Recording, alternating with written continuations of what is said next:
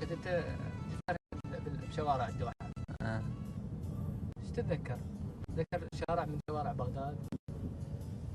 اكيد يعني انه طبعا نتمنى انه شوارع بغداد تكون نفس شوارع الدوحة. يعني اكو شارع معين ذكرك بشارع بغداد؟ اكيد ذكريات، غير انه احنا ممكن انت كنت تذكر يعني احنا كنا مجموعة دائما نطلع سوا ندخل سوا، اذا كان عباس رحيم، احمد كاظم، نتجمع دائما، كنا احمد حسين. فاكيد انه شوارع بغداد كلها يعني كانت جميلة وتعجب بالناس إذا كانت منتزهات أو ذاك الوقت أو نظافة الشوارع. فنتمنى أنه تعود هذه الأيام إن شاء الله. ان شاء الله. تذكر اول سيارة اشتريتها؟ إيه. شنو هي؟ انا اتذكر بس خل اشوف هي صحيح لا. هي الحمراء. تعرف السوق؟ لو تعلمت فيه؟ تعلمت بيها، بس كانت ما عندي يعني إمكانيتي المادية كانت ما تسمح لي إنه أخذ سيارة أحسن من اللي أخذتها. هي شنو والله أعتقد كابرس، هي كابرس يمكن، هي حمراء.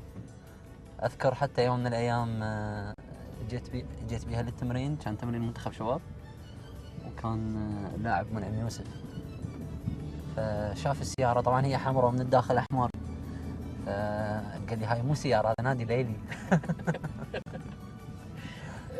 تعلمت بيه؟ من علمك؟ لا أخوي الكبير. أخوك يعني مو من اللاعبين يعني؟ لا أنا أخوي الكبير هو اللي دعمك لحد الآن أخوي الكبير يعني أدي له بالفضل، يعني إنه دائما كل أموري وكل شغلاتي هو اللي دائما يخلصها يعني.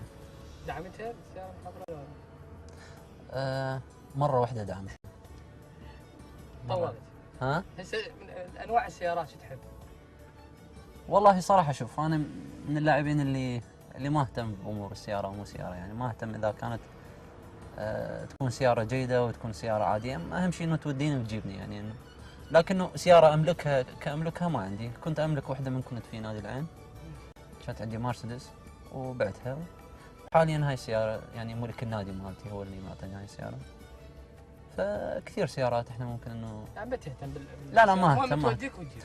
اهم شيء انه توديني وتجيبني، ما اهتم صراحة يعني. هو مو تواضع وهذه، بس ما يعني رجع لك سيارة الحمراء.